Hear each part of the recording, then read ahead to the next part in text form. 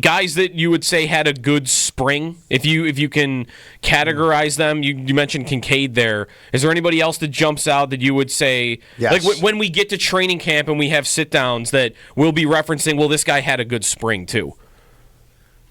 Joe Andreesen is top of mind right here. I tweeted about him yesterday. I'm going to read what I wrote because I want to make it, I think this is exactly how I want to phrase it.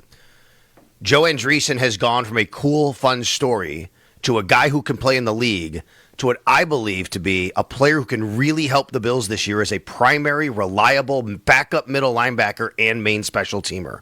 Really impressed with his spring OTAs and minicamp. I think Joe Andreesen, now I want to make sure I said it like that because he's not starting over Terrell Bernard. He's not starting over Matt Milano. That's not even really his position. He's a middle linebacker. That's what he does. He calls the defense. But I'm here to tell you, I think right now he has cleared the bar of he is the number 2 middle linebacker over Balen Spector in my mind because Balen Spector has not been available this spring. I can say that. He hasn't really practiced. We know that. But also because I think that he just looks like he has become a legitimate NFL backup player on the Buffalo Bills. I'm most impressed with his coverage ability. There are a lot of 7-on-7 they do here, guys, and it just seems like he's getting to a spot he needs to get to right away, and we know he can diagnose and tackle already. That's a guy that comes to mind right away. Is coverage just being stickier, basically, in coverage, more fluid? I mean, I would say, Jeremy,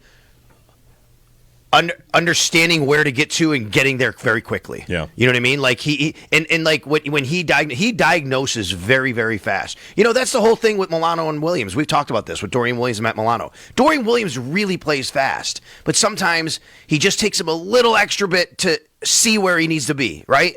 Matt Milano diagnoses so quickly on plays. That's what makes up for any of that, what he might have with the physical speed to get somewhere. I'm not comparing Joe Andreesen to Matt Milano, but I say he's much more like that, which is Joe Andreesen is a really great athlete. Look at his scores and all that. I get that. But I mean, it just seems like he knows where to be very, very quickly.